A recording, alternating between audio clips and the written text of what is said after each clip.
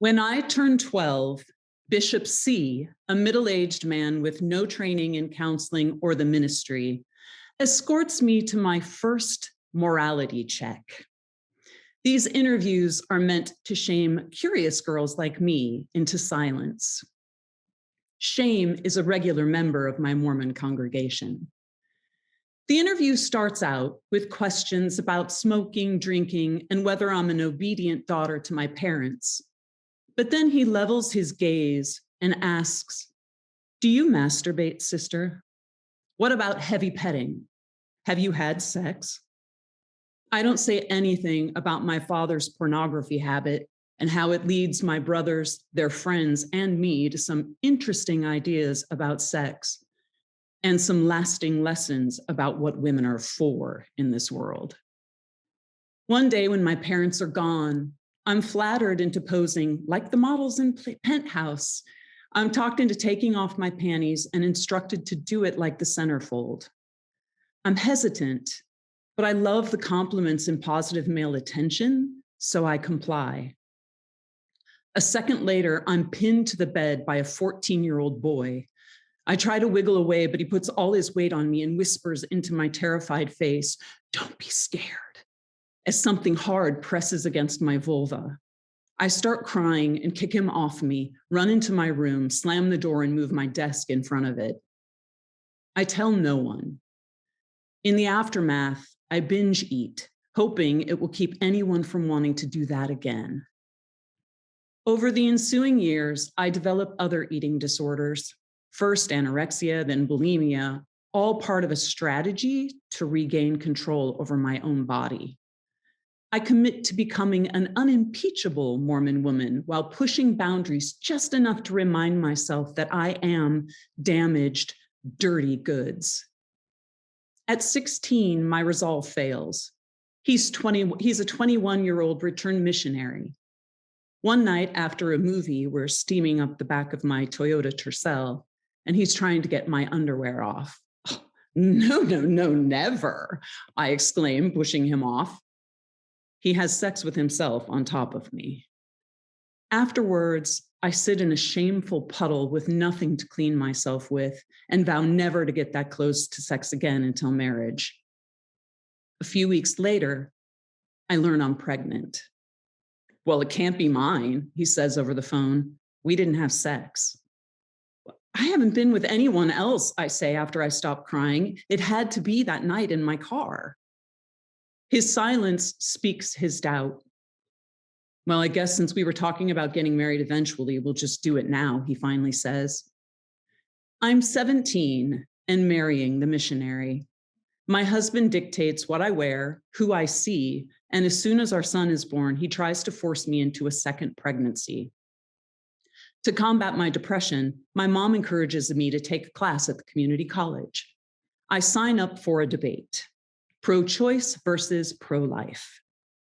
Quoting from inflammatory pro-life pamphlets and scare campaigns, I use terms like pro-abortion over pro-choice or the baby instead of fetus to make my point. The notion of carefully vetting source material is unknown to me at this time. Using zero quotes from any real research, I win the debate. "That was quite the debate," my friend Stephanie says to me afterwards. "You sure don't have any respect for pro-choice people, huh?" "Well, it's not that I don't like them," I say. "I just can't wrap my head around killing your own baby." Stephanie is quiet for a moment as we continue walking. "First of all, it's not murder," she begins. "It's a medical procedure that's legal in this country. There's no agreement on when life begins. Even scientists and doctors can't say. Second, have you ever considered that in a world where people can't pay their bills or go to the doctor or pay for childcare while they work, that abortion might be a better option for the fertilized egg?" No, of course it's not better," I counter smugly. "If the mom can't handle it, she can always give it up for adoption." "Do you really think a woman should have to unwillingly give up 9 months of her life, pay the doctor bills, change her day-to-day behavior, and put her whole life on hold?" "Well, if she didn't want to pay the price, she should have kept her knees together," is my self-righteous response. Stephanie's face reddens. Oh, and what about the father? Should he keep living his life as if nothing happened? How is that fair? The father can choose to be involved, I argue. Exactly. He can choose. They often don't make that choice, though. The only reason you were able to have and keep your son is that the dad decided to be involved. You have two sets of grandparents helping, and there's money, a house, a car, and insurance. You just got lucky. Why are you getting mad at me? I ask, incredulous. Because you're making me feel like a piece of shit. I had an abortion, okay? And it wasn't an easy choice or a fun process, but I consider myself and that fetus to be extremely lucky because our lives would have looked nothing like yours. I have no family support. I have no car, no insurance, and live with 4 other girls to pay the rent. Other people think it's noble to give their baby up for adoption, and good for them.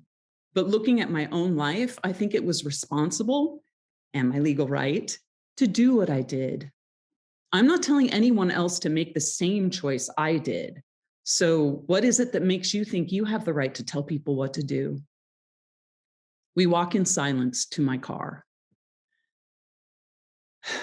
I'm sorry, I offer weakly. Surprisingly, our friendship stays intact, but we never talk about it again. I now recognize this as a pivotal moment in a cascade of experiences that will completely transform my life. Around this time, I decide to tell my husband that I'm having an affair with a non-Mormon.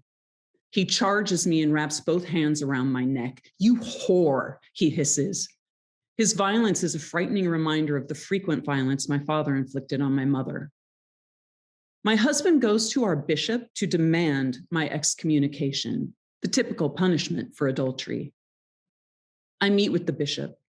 We talk for hours about my loneliness, Ron's control and absence, and my family's history of abuse. He does not excommunicate me. Ron and I start the divorce proceedings. Eventually, I marry the non-Mormon, and we have a daughter together. My daughter will grow up in a family where she witnesses her mother working towards a graduate degree in theater with a focus on women's studies. Reading Betty Friedan's The Feminine Mystique, I begin to understand the unnamed malaise I have suffered from. In my African American history class, I fume over how much history has been left out, whitewashed, and softened to protect my privilege and power in the world.